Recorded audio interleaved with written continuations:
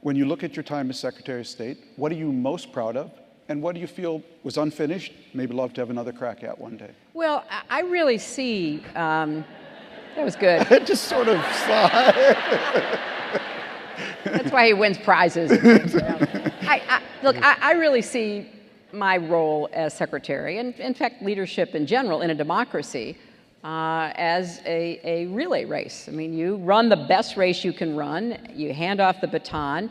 Some of what hasn't been finished may go on to be finished. So when President Obama asked me to be Secretary of State, and I agreed, we had the worst economic crisis since the Great Depression. We had 2 wars. We had continuing threats from all kinds of corners around the world that we had to deal with. So it was a perilous time, frankly. And what he said to me was, look, I have to be dealing with the economic crisis. I want you to go out and represent us around the world.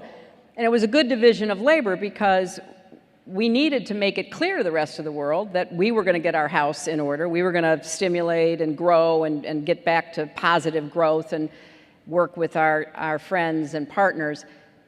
So I think we did that. I'm very proud of the stabilization and the really solid leadership that the administration provided, that I think now leads us to be able to deal with problems like Ukraine, because we're not so worried about a massive collapse in Europe and China trying to figure out what to do with their bond holdings and all the problems we were obsessed with.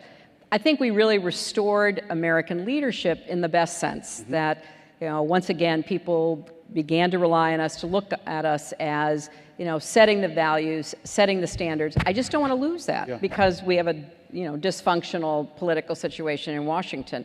And then, of course, a lot of particulars, but I am finishing my book, so you'll be able to read all about it.